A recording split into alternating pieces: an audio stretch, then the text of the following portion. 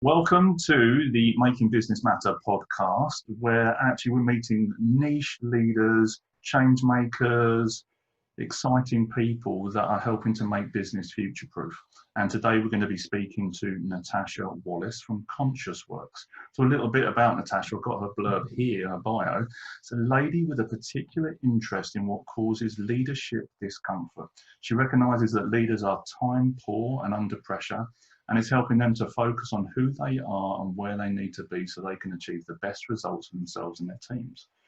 She's got a career in HR leadership and organisational development. She had roles across a range of sectors, and her most recent role was as a people and development director, which has blessed her with a depth of practical experience for building cohesive and impactful teams. And now her work is all about sharing this with other people. Welcome, Natasha. Really great to be interviewing you. First and foremost, I want to find out a bit more about you. Oh, actually, I've already found out a bit more about you. We've had a bit of a conversation. I want the people listening to this to find out a bit more about you. So who are you and why do you do what you do? Okay, so I've spent my career working in HR, sort of predominantly in organisational development roles. I've always led HR teams, but I've always had a sort of particular passion for how do you create great cultures and how do you optimize performance in business whilst keeping people happy, because I've always believed that those two things should sort of work in synergy with each other. So my career has seen me manage culture change projects, lead the development of leadership development programs, and sort of co-design, co-facilitate those, and do a lot of work around sort of talent management and career management. And I spent, 10 years in professional services up until starting my own business. So that was quite interesting, actually, being with an organization for so long, because it's about how do you sustain the performance, how do you put things in place that are actually going to work for the long term. And I worked as part of a partnership, and our whole sort of modus operandi, I guess, was we called ourselves a succession partnership. So we were developing people for the future. So we wanted to put as much into people and get them as I guess developed as we could, because we would hope that some of those people would take over the running of the business in the future. So I guess I was immersed in a world where sustainable performance was really, really important. And I guess that's part of what I do now, is how do you help leaders to work in a way and operate in a way, run their businesses in a way that they can achieve performance, because that's ultimately what we are trying to do in organizations, but without sacrificing well-being. And I burnt out myself, so I didn't achieve high performance without sacrificing well-being. So that was sort of my own personal experience. And that was a real wake-up call to me. So about 3 years ago, I hit the wall, so to speak. And it was a real surprise for me, because given that in my mind, I was somebody who understood how to achieve sustainable performance and also how to take care of people. I guess part of the role of an HR professional is making sure that you are taking care of the people. But I didn't take care of myself. And that taught me an awful lot about being a leader and achieving good results. And I'm massively achievement orientated, so I'm sort of quite driven in that respect. But how do you do that in a way that enables you to live a long, healthy, happy life at the same time? And I think for modern day leaders, that is a challenge. I think it is, when you talk about sustainability, as a HR leader and the teacher of people, you have to be walking the talk. As teachers, as leadership in the leadership development space, it's okay that you can read stuff from a textbook, but if you haven't got the scars to prove actually this is how it works and this is how it benefits other people, people tend not to see a certain amount of credibility, or they won't. What's the word I'm looking for? They just don't believe you. Well, you can tell me that. But actually, how's it relevant to your life? How's it relevant to my life? What are those experiences you're sharing that actually make me want to actually live by what you're teaching me? Yeah, absolutely. And I guess that's why I'm quite lucky to have had the experiences I have, because I've been, an employee, a leader, somebody who's working with the board to try and drive performance. And I've also developed leaders. So I feel like I've sort of seen all sides of it, and I have made my own mistakes. As a leader, I didn't get it right all of the time. Sometimes I got it quite badly wrong. So I've certainly learned from that, and I've learned from my own burnout experience. So almost sort of triangulating all of that knowledge, I now are really trying to, I guess, help leaders avoid that same fate. I mean, it's interesting actually. I can remember getting to a point when I was running um, the people and development function in my last role, and things had gone relatively well for a few years. I mean, I think, even on reflection, I think that we delivered pretty good performance. Our engagement levels were always pretty high. I had a good relationship with the team. It was a growing team, so it ended up being quite big in the end. But we did get to the point where I knew that my team were overworked. I knew that their customers, so leaders in the business, weren't always happy with what we were doing, and there was a bit of resistance and pushback. So they had to deal with some difficult, challenging conversations and situations. And I knew that they all wanted to do a really good job, but I was so in it. I was so close to the situation. I knew that I needed to improve things for them and make the environment easier for them and remove some of the sort of obstacles and strain on them. But it was really hard to do that. And I almost wish there was somebody like me who was able to come in as an objective person, like a safe person And who I shine could a have. and shine a light on it for you. Just say Yeah. you need to see this. Absolutely. And I would have wanted that person to go and speak to the team and have honest conversations with them and come back to me and say, this is actually what's going on. So I could go, okay. And even if that was about me, I would have wanted to have heard it. And I think that's what being a conscious leader is about. Like, sometimes you have to hear difficult stuff. You have to be willing to hear things about yourself. You have to be willing to change things. You have to be willing to, I guess, get a bit more uncomfortable before you get more comfortable for the sake of the greater good. But I didn't have that. And actually, I ended up on this hamster wheel of having the same problems, going around with the same problems, not being able to fix them. And, it was massively frustrating and challenging as a leader. And I think it's Neil Donald Walsh said, life begins at the edge of your comfort zone. And Yeah. to expand as leaders, as parents, as entrepreneurs, we have to be conscious enough to say, actually, I don't know this. I don't have all the answers. I can see this is going down, and have a little bit of forethought and that long game you were talking about earlier. Okay, what's going to happen if we continue down this road? Does it, is it positive or negative? And then having the ability to say, do you know what, we've gone down this path far enough. Actually, this isn't okay. We either need to change track and jump across, or we need to backtrack and then take a different Yeah, route with a bit more clarity. And absolutely. a lot of leaders, I think, when they're so far in the trenches, they suddenly think that they can't own up to this. They can't put their hand up and say that they were wrong or they've made a mistake. And they feel like they've got too far in to pull out.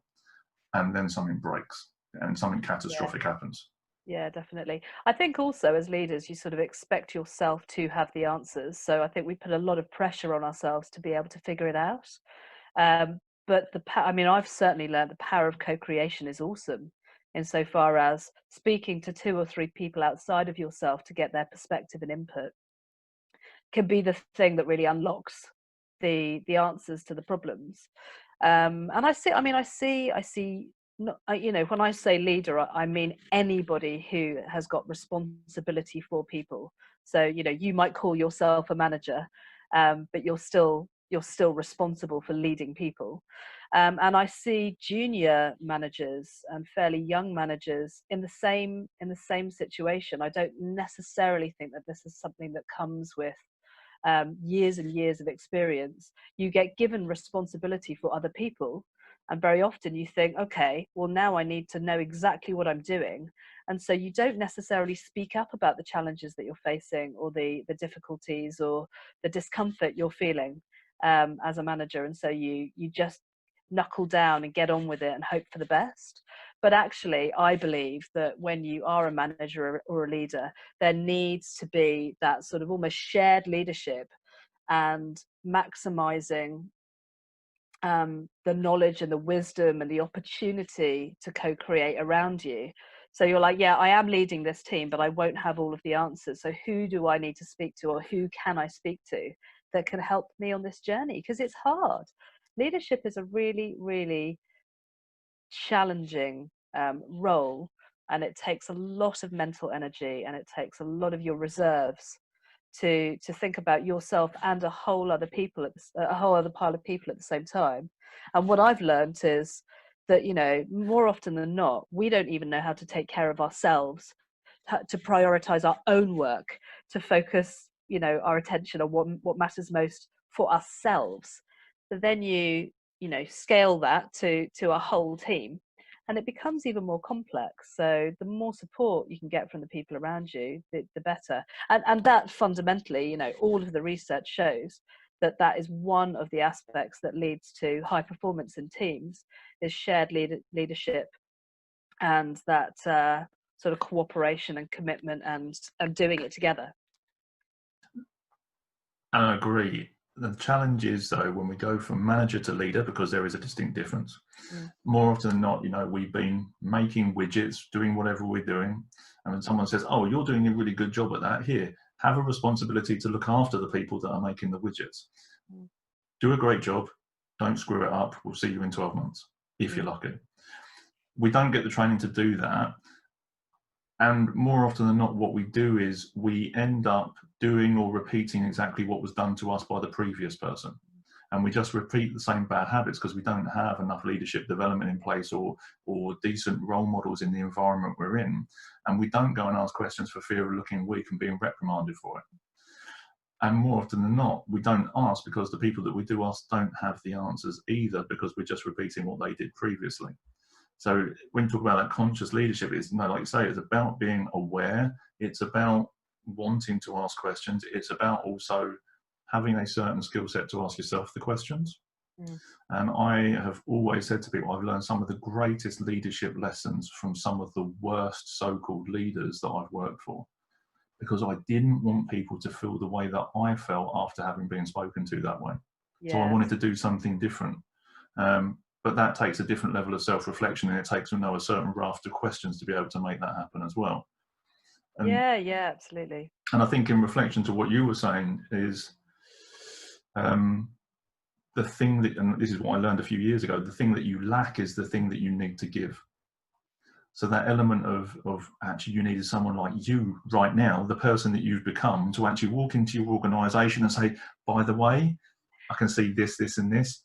You might need to tweak this, this and this, and it's going to feel like this. And you're like, ah, and all of a sudden the weight comes off. And now you know that, looking back on your life in retrospect and seeing those fantastic things and those experiences that you've had, you can now give that to other people that will enable them to move through the pain quicker so that they don't end up suffering.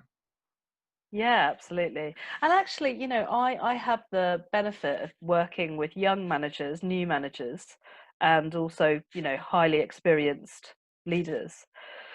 What's really great about getting to work with people who've got less experience is that they're less set in their ways. They've got less fixed ideas about the way that things should be.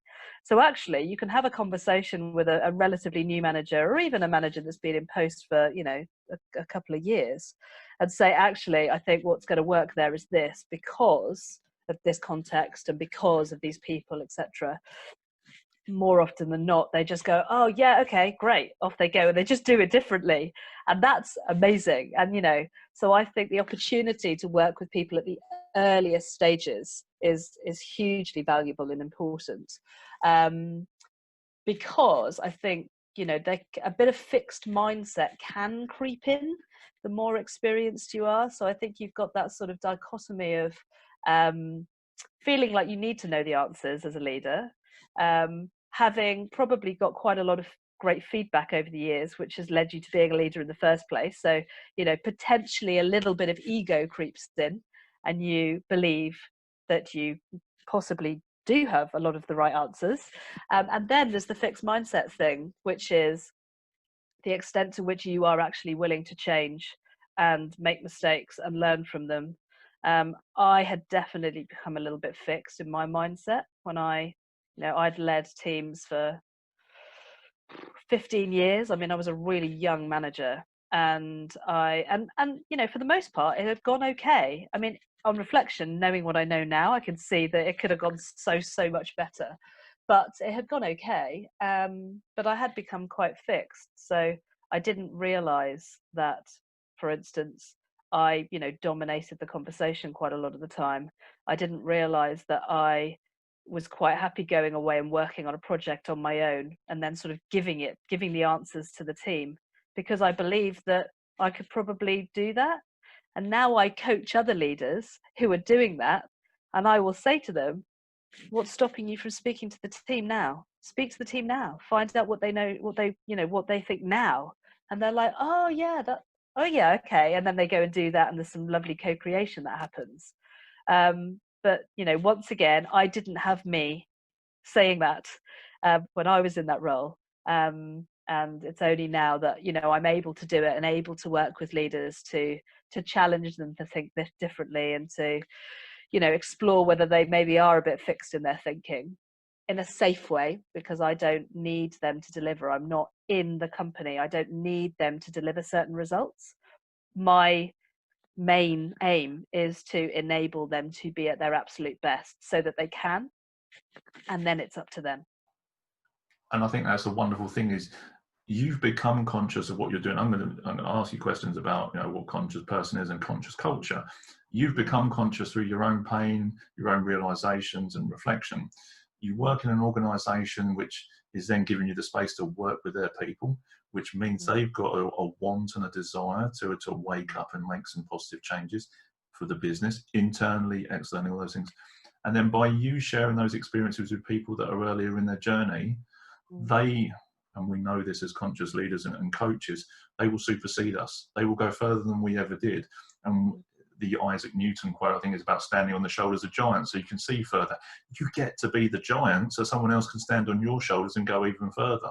Yeah, And it's such an energizing experience to be able to give that to someone, or ask that question where you get to hear the pennies dropping for that individual, and they go, now I get it.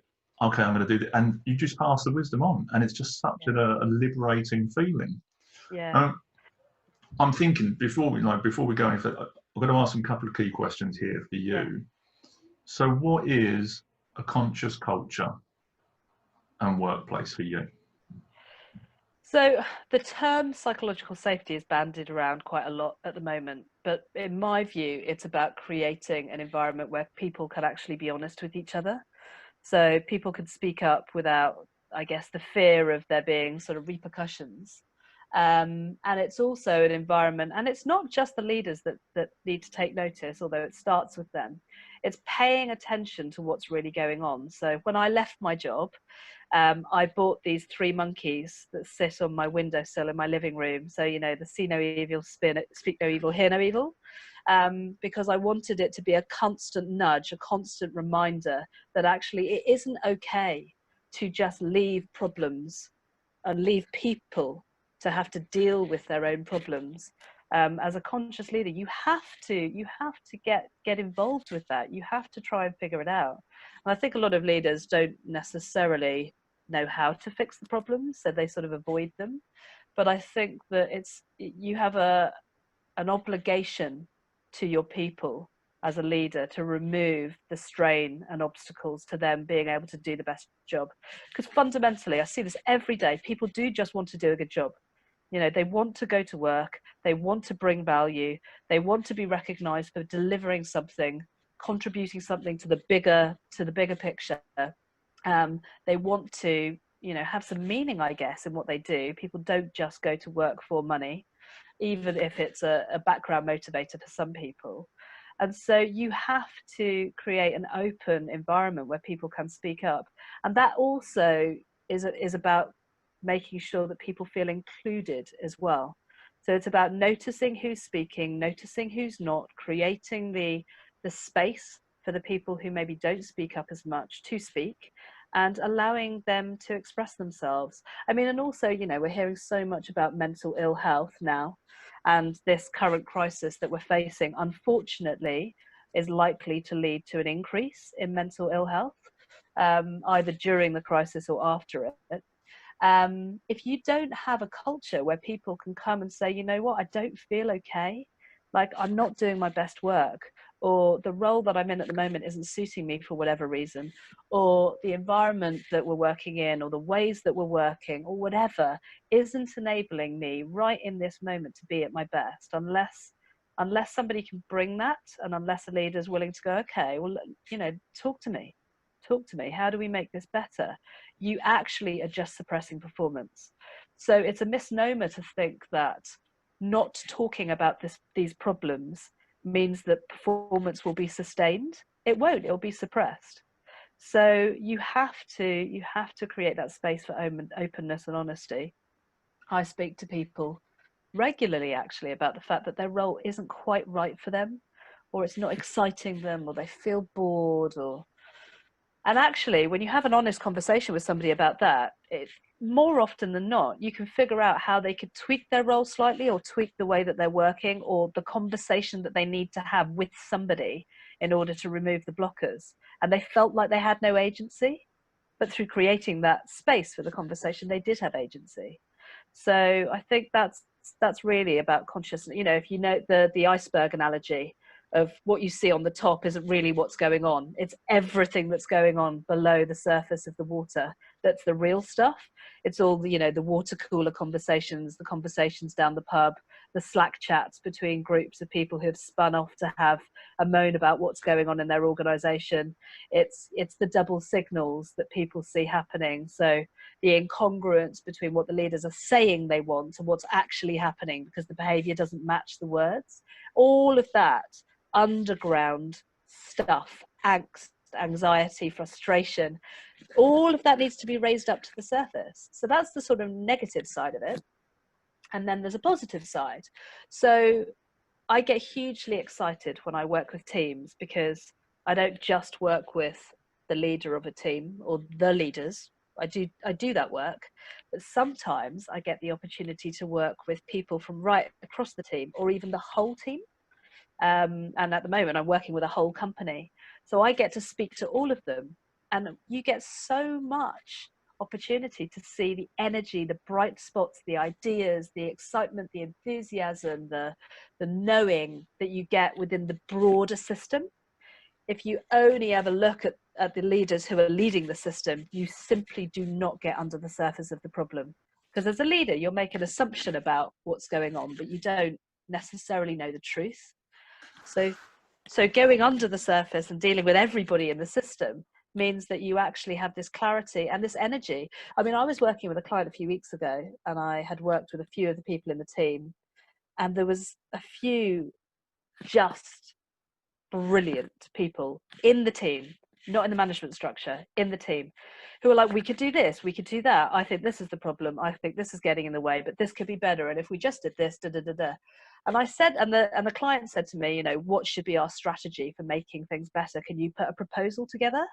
And I said, you literally have everything you need in your team right now. Ask them. Under one roof. You'll figure it out. Don't need a consultant to come in with a fancy strategy. Just speak to your team. You'll figure it out. You might need somebody to structure that, to put some framework around it, to facilitate some conversations, but you definitely don't need the consultant to come in and tell you how to fix it. You've got that. And I think what happens is people get stuck in the hierarchy, and they think the people up here can't speak to the people down here. And actually, if you look, there's a gentleman that I've followed for a while called Giles Hutchins, and he works in a very environmental framework. So the oak tree in kind of size scale is no more or no less important than the ant. In fact, the ant wouldn't exist without the oak tree, and the oak tree probably wouldn't exist without the ant. So you have to have all of those things working together and co-creating and having conversations in safe environments and feeling psychologically safe to have conversations with the CEO and to share ideas to help the whole system to thrive. Yeah, I totally agree. I think it takes time to build trust, and I will say to companies sometimes when they're talking to me about how do we create this culture, I will say you're going to have to give it a little bit of time, because there'll be some sort of ingrained behaviors that you will need to intentionally shift in order for people to trust each other. Um, there was a great study that was done by Google. They called it Project Aristotle, and they wanted to find out what led to high performance in their teams. They wanted to sort of almost get the essence of what high performance was. So they looked at 180 of their highest performing teams to try and figure that out. And they looked at all the normal things that we as HR professionals, leadership consultants back in the day would have looked at. So, diversity, intelligence, project type, experience in role, expertise, all of those things.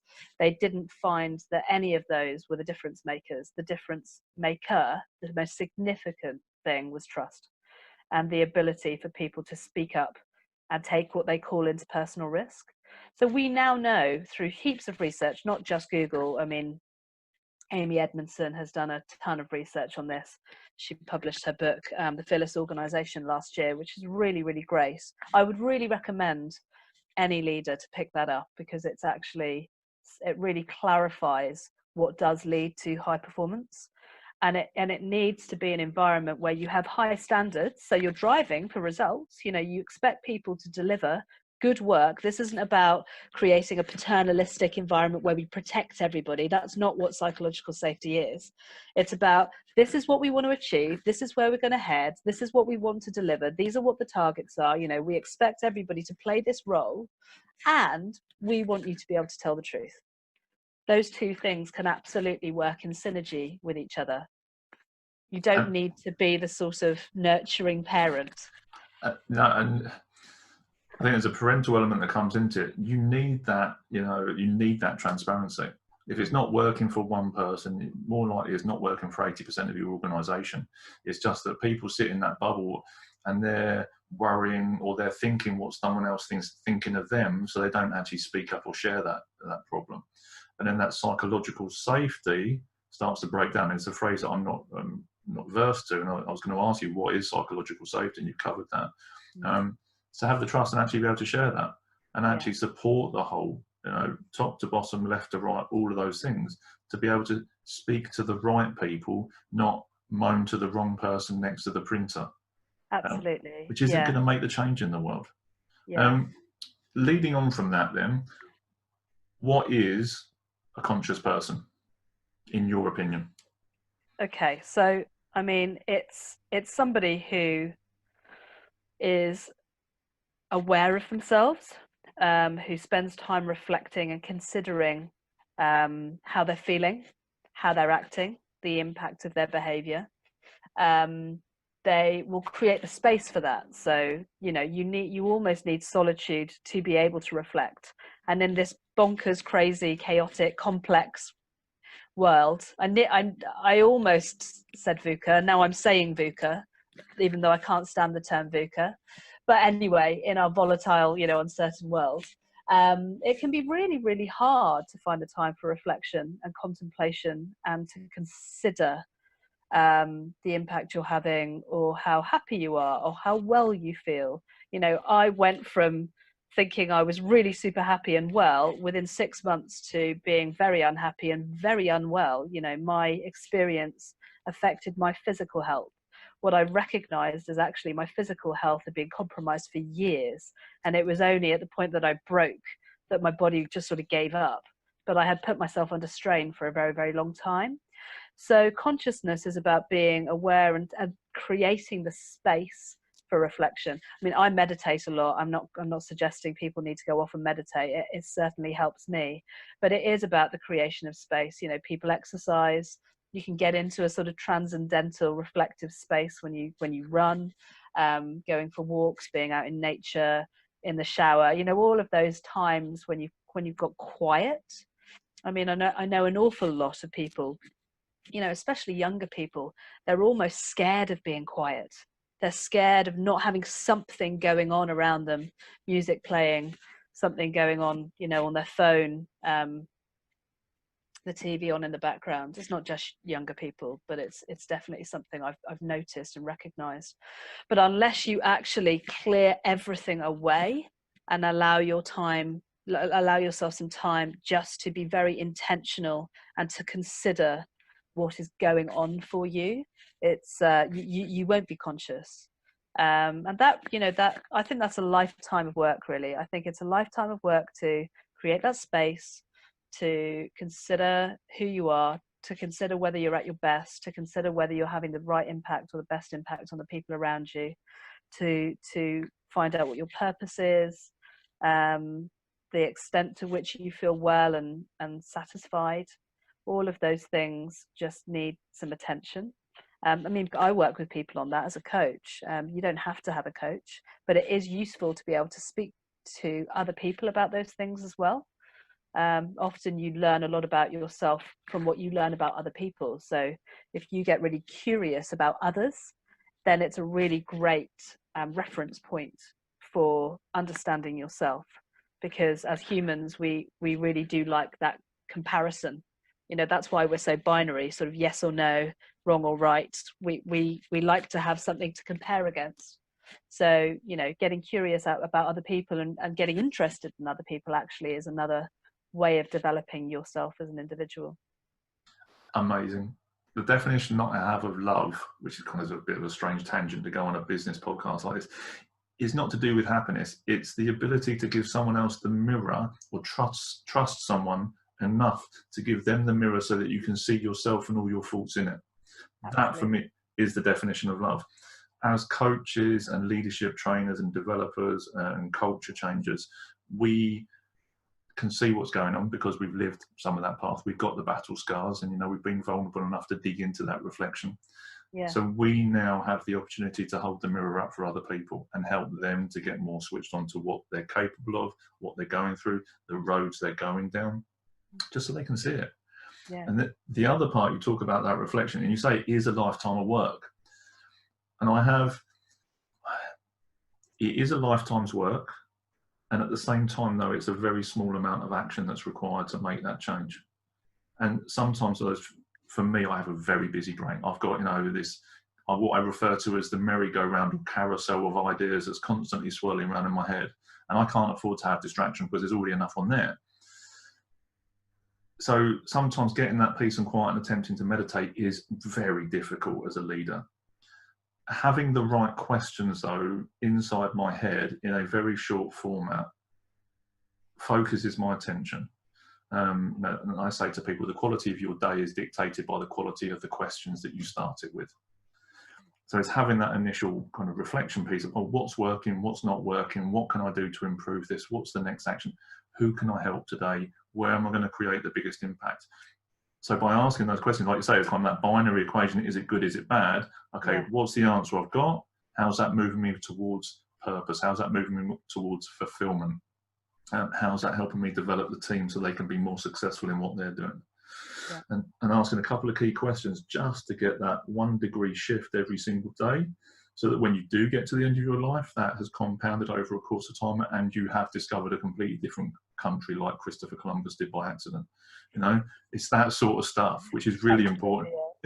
Yeah. Next question for you. Why is it then important to be culture conscious as an organization? I mean, there's some very sort of straightforward commercial reasons. As long as people don't feel enabled to do a good job, it's going to be impacting business performance.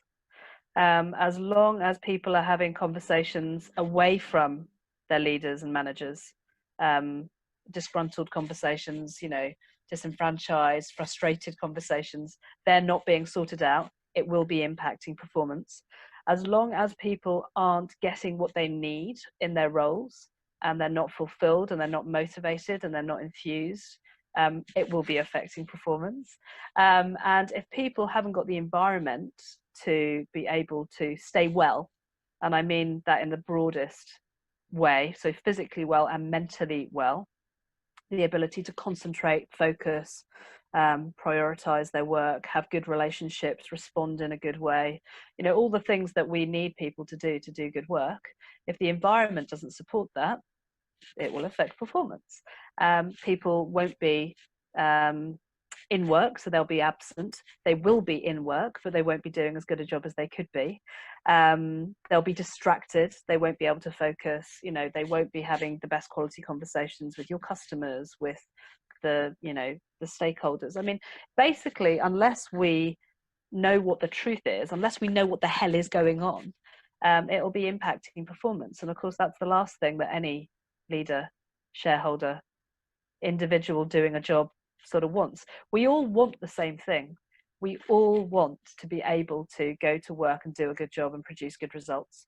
The amount of times I'm working with teams, and when I talk to them about what it is they do want to achieve as a team, so what does high performance or good performance look like for them, the majority of the time they talk about mastery, excellence, high standards, high performance, that they want that. They want to do a really good job.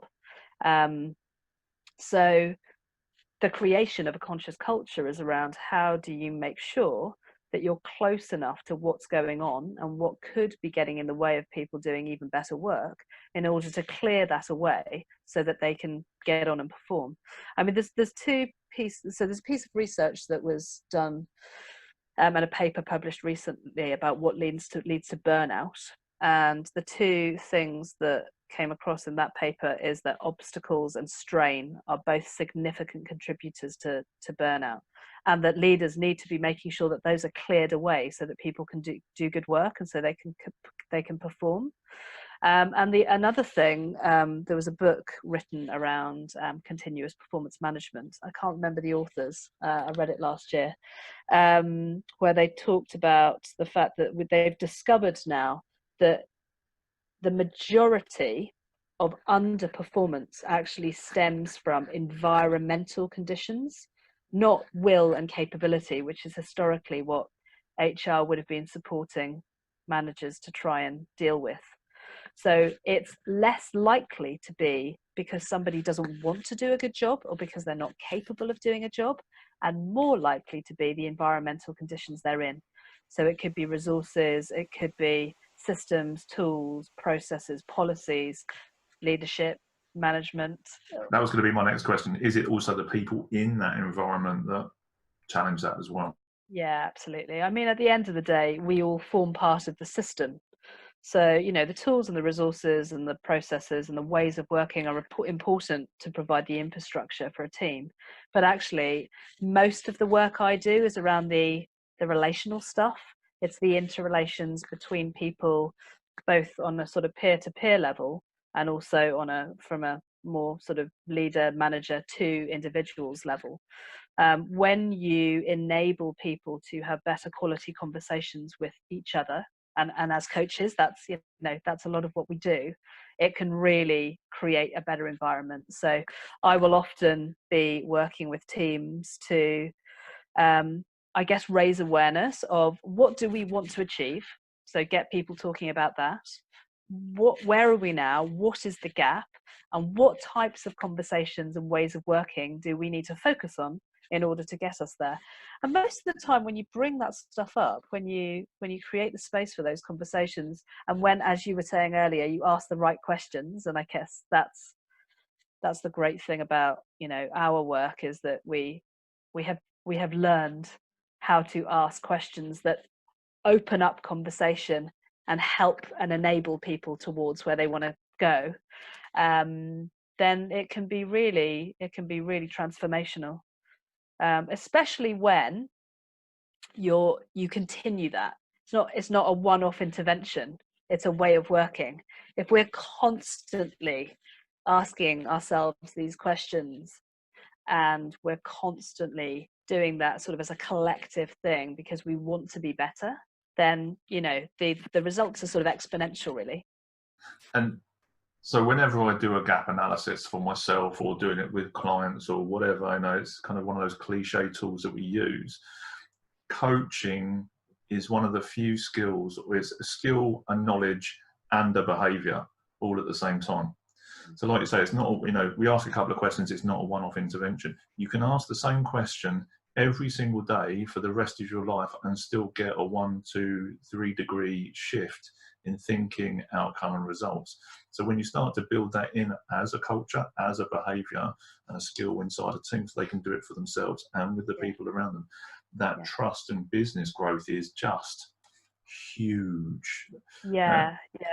And I was also thinking the other thing is, another thing that I talk to people about is I believe that people aren't defined by their environment.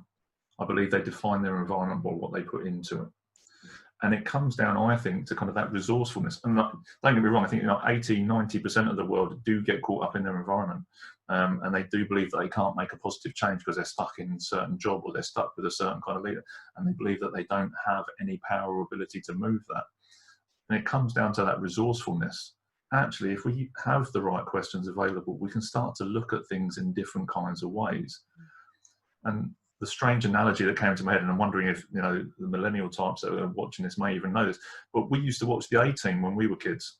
So Saturday afternoon was watching the A-Team, and you'd see these guys would come in to save the day, and then it would all go terribly wrong, and they'd all be trapped in a barn.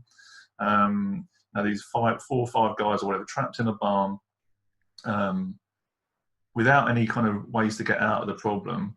And then somehow they will come up with this ingenious idea with a gun that shoots cabbages out of a coffin or something ridiculous and save the day. But it was purely because they were using the skills they've got.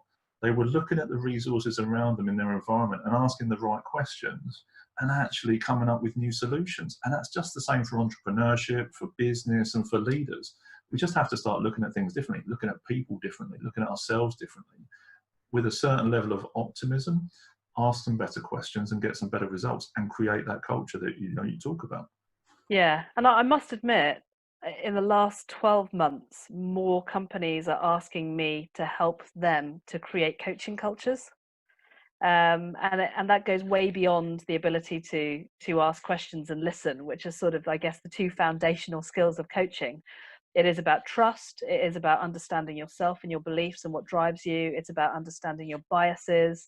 It's about being able to have difficult conversations, having honest conversations. That's a really important aspect of coaching. If you're shining the mirror, you can't only bring up the bits that are really good. You've got to look at the bits that don't feel very comfortable as well. You've got to see all of it. Absolutely. And it's about the ability to show compassion. And that means you can't tell people to be compassionate. You have to give them insights into other people's worlds. So, that's such an important aspect of being a coach, because I guess we come and are able to do our jobs because we can suspend our belief to some extent, and we can limit our judgments because it's the very nature of what we have to do to be good coaches. So in working with leaders, I will help them to develop their coaching capability by understanding themselves a bit more, by becoming more conscious of who they are, by becoming a bit more conscious of other people in the team's reality. And then through building that understanding and helping people to empathize and understand each other more, you become a better coach and you become more curious. And curiosity is often something that comes out of coaching when I'm speaking to individuals about how to solve their problems. And I'll say to them, what questions are you asking? Oh, well, I'm not really asking that many questions. Well, why not? Why are you not trying to get under the skin of that? And very often just becoming more curious and asking more questions rather than being in solution mode or in I have no agency and I just have to take this and do what I'm told mode, means that people don't get what they want because they haven't shown up as a curious person. Agreed. And also asking that question, what's the reason you're asking that question? You talk about that trust and that rapport and that non-judgment, and what's the reason you're asking? Are you looking to prove a point, or just prove someone wrong, or actually are you genuinely interested in this individual's growth and development and creating that relationship? Yeah, and sorry, Nathan, when I trained to be a coach all those years ago, I'll always remember something that we were taught then, and it is when you're asking a question, who is this in the service of? Is it in the service of you, or is it in the service of them? And I think sometimes as a coach, it's sometimes a bit in your service because you're trying to help somebody get to where they want to be, and so it's not totally in the service of them. You're trying to help them achieve results, and so you have some skin in the game. But yeah, I think as leaders and managers, really being aware of who it is in the service of when you're having a conversation with somebody can be quite a good frame to guide your questioning. And I'll say it a million times, probably between here and the day I die, is who is the most important person in the conversation. And I will live by that mantra by myself, and I teach that to everybody else as well, because if at any point when you're having that honest conversation with people, or you're doing the coaching, and who is the most important person in the conversation? Are you making me look bad? You're making my results look bad. You're making my team look bad. Or actually, is it all about how can I help you improve what's going on here? Yeah. And I think there can be quite a lot of conflict there for a leader, because at the end of the day, they do have to get results delivered, and there's a commercial aspect to this. But I think if you start from the position of criticism and fear, which is you're going to make me look bad, and so therefore we need to do something about you, you're almost certainly not going to get to where you need to be. You need to start from the position of how can I enable you as your leader to get you to where you need to be. And if we keep on trying that, or if I've given you as much support as I think I can and it's still not working, then a different conversation is required. But the starting point should absolutely be about how do I get you to where you need to be. Absolutely. And you may find out they're not the best fit for that role. But in the conversation, you find out they're a better fit for somewhere else in the organisation, or they're a better fit in another industry, and you support that individual wholeheartedly so they can go and do what they're actually designed to do and create that fulfillment and purpose in their life. It's a no-brainer. Otherwise, we just don't go home feeling fulfilled as leaders, because we wander around firing everyone because we think they're making us look bad. And that's not okay, and on a human level, let alone a business level. Yeah, absolutely. So I'm just thinking, right now I want to say we're in the middle of a pandemic. I don't think we're in the middle of it. I think we're just scratching the surface of the current circumstances. So how do we bring this stuff to life in amongst COVID-19? Yeah, okay. Well, I mean, what instantly comes to me is adult to adult conversations. Everybody knows what we're going through. Employees and leaders are seeing the same news. We know it's tough, and unfortunately for a lot of businesses, it's affecting the bottom line.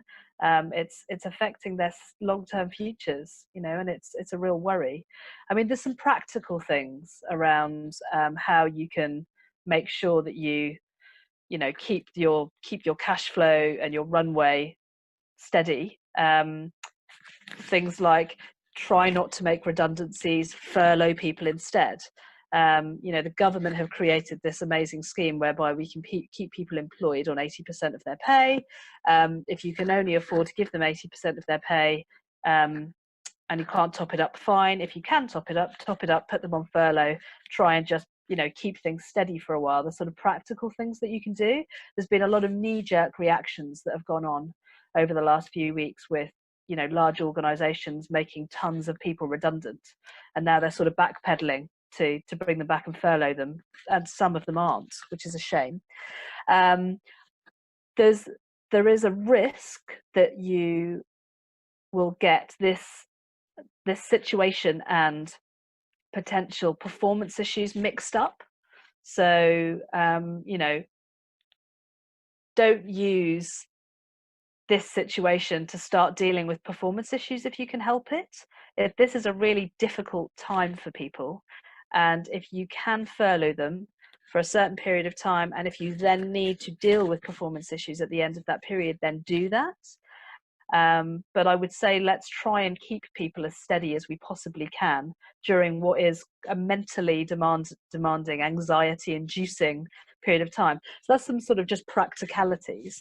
In terms of the support that you can give to your people, I would say keep people talking, stay connected to them, and co-create the answers. So with one of my clients, ClearView, it's a tech company that I work with, we jumped on a call last week, most of the team, and said, right, this is a difficult time. How are we going to get through it? And what is each person doing to deal with this in their own way? And that created what we called our practical survival guide. So we actually created a survival guide that everybody co-created in the whole team. So rather than HR telling people what they could do, or rather than the leadership team advising people on how they can deal with this situation, it was co-created. So use the opportunity to co-create solutions, co-create the answers. And never has there been a time where we've needed to be more conscious. So as leaders, it's about intentionally connecting with people, making sure people know what the priorities are in this new world, keeping them up to date with what's going on in the business, because we all know that sort of a lack of clarity or a lack of communication during times like this just increases anxiety, which will lead. So we're back recording. We had a technical glitch there, but we are back together. So Tash, floor is yours. COVID-19, how we bring conscious workplaces to life and conscious culture to life in this time right now. Yeah, well, I've talked a little bit about how you deal with it sort of organizationally and within teams, but there's a personal thing here insofar as, you need to be consciously aware of how this is affecting you. And we are all being affected in different ways. What I have noticed is this is putting quite a lot of mental strain on people. So even people who maybe don't feel as though they're highly anxious or highly stressed about the situation, I'm hearing lots of people saying they're having to go to bed earlier in the evenings, or they're getting much more tired, or their normal evening routine that they'd normally have energy for, they don't have energy for. And it's because, so normally, 95% of what we think is the same as we thought yesterday, what we do is the same as what we did yesterday. How much of what we do and think at the moment is the same? There's so much more going on. We've had to change the way we're working. We're having to sort of reinvent our businesses. We're having to change the way we communicate with people. We're having to pay lots more attention to people at work. For parents who are working at home, they're sort of having to blend being a parent and homeschooling into their working day. The amount of energy that actually expends in terms of your sort of mental capacity is immense. And it's why we are on automatic pilot so much, because our brain needs to conserve energy. And the best way to do that is to repeat the same program over and over and over again. And that actually helps us to be effective and efficient. But at the moment, it's very difficult. We're having to sort of shift so much of what we're doing. So just be aware of that, that you're tired for a reason. You're waking up in the middle of the night for a reason. Even if you don't feel consciously stressed about the situation, you could be feeling subconsciously stressed about it. And you need to take care of yourself. This could last for a while. We may be at home for a while. And so I would say don't look at this as some sort of 2-week blip. This could be the way that you need to continue to work. So I think getting into a routine, making sure you are getting exercise, making sure you are getting fresh air, making sure you are taking time out for yourself and you are getting space. I would recommend things like meditation and journaling for those people who that sort of sits well with. For other people, just make sure you're getting some time to yourself to do things that you enjoy, the things that make you happy, because we need to try and keep ourselves resilient during this situation. And also, you may be dealing with people around you who don't feel resilient right now, and that's also very, very demanding, and it can put a lot of pressure on you. So just making sure that you are aware of where you're at and how you're feeling is important. So with some of the teams I work with, we do the 1 to 10, how are you feeling today, just as an opportunity to sort of check in, think, actually, how am I feeling today?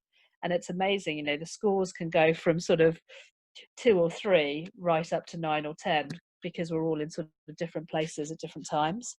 So just pay attention to that. Agreed. And I think there are going to be waves of emotion that come through this period, and it's not just going to be through this period, it's going to be after this period. There's going to be ramifications of certain things that happen where people have got mental health challenges and they're being brought into close proximity with people, and that's going to bring up other challenges which are going to unearth and expose other things. And again, it comes back to that idea of trusting to be able to speak to the people around you, in your family space, inside your workspace as well. So if you're working from home and things aren't okay in the family space, and you know it's having those joined up conversations and helping each other. And as we find and expose certain things are going to change. You know, I can't remember the post I shared, but it was we don't want to go back to normal, because it's the normal basically that got us into the situation that we're in now. So this is a huge amount of change time, time to change and to embrace that change and enjoy it. But it's going to take a hell of a lot of that trust. It's going to take a hell of a lot of that psychological safety. It's going to take a hell of a lot of conscious leaders and conscious thinkers and conscious culture, because your workplace has just changed shape completely. To actually, to foster those people and incubate those environments. Well, and if we look at some of the attributes of a high-performing team, being able to share emotions and storytelling, they're really important. And at the moment, you've actually got a reason to do that, to actually express how you're feeling and to open up conversation around that. It's around showing vulnerability. And that's something that people now have the opportunity to do, because we're all in this together. This has really leveled the playing field. This has put us all into the same situation where, people will understand why you're going through what you're going through and what you're going through. So use it as an opportunity to create that connection in the team that will lead you to higher performance longer term. It's a good opportunity to build that togetherness and that connection. Yeah. And something else that came to mind is, the longer term ramifications. We build the relationships now in these small moments where there's going to be anxiety, there's going to be emotional tensions that come up because we feel confined or caught up. Actually, in 12, 18, 24 months time, potentially when things have become, the brave new world that we're heading into, actually, there's going to be some points in that where we come back to this, and trauma is relative. And actually it's about being alert enough as a leader to go, do you know what, we all did that together. I'm feeling like this. It's likely that people in my team will be feeling like this, whether it's on the micro or the macro level, doesn't matter. This stuff is going to come back to remind us repeatedly until we process some of those emotions as leaders and workers as well. And just really switching into this, have the conversations, build the relationship now, get emotional acuity, because you're going to need it for 12 months, 24 months from now as this thing continues on in a different way and life changes shape as well. I enjoy this. I've enjoyed the several conversations that we've had already. Thank you very much, Tash, for your time. The last part for me, where can people find you to have more of these conversations? Okay, well, so they can go to my website, which is conscious-works.com. You can email me at natasha@conscious-works.com. I mean, I'm on LinkedIn. If you look up Natasha Wallace, my book, so The Conscious Effect, 50 Lessons for Better Organizational Wellbeing, you can get it in pretty much all of the online book retailers. And what's been so lovely is in the last week or so, I've had quite a few people get in touch with me to say, I'm rereading your book now because it's really helpful to me now, because it talks about how to understand yourself and take care of yourself and how we deal with stress and ambiguity. So a lot of the messages I wrote, I guess, 18 months ago, all of a sudden are things that people are trying to figure out. So, it's worth a read. That's a shameless plug, isn't it? It's not a shameless plug, because what you wrote about 18 months ago was relevant in one space and very necessary. It's now even more poignant and even more relevant and even more necessary right now as we stretch our connections in different ways across the virtual workspaces. And actually remembering what is culture just where we sit in our office, or is culture an environment we create and co-create with the people that are most important to us. Yeah. That's the important part. So not a shameless plug. The Conscious Effect, 50 Lessons for Better Organizational Wellbeing, a practical guide for leaders building inclusive cultures. Buy it, read it, enjoy it. The sound effect was on purpose. I'm excited about that. Please go and find Natasha Wallace's work. She's doing some great work. I love having the conversations with her. I love sharing with her. And one of the reasons we wanted to share with Making Business Matter for you guys. We're also doing some extra things talking about mental health. We're also producing a deck of cards for mental health wellbeing to help leaders ask the right questions of their people in emotional times. And we will also be providing this over the next week or two. Hopefully by the time you're listening to this, this will be available. Tash will be sending you a copy as well, so you can use that and shamelessly plug them for us at the same time, all right? Fantastic, of course. Amazing. Thank you very much. And thank you very much for listening. We look forward to getting you on the next episode, and we'll speak to you soon. Thank you.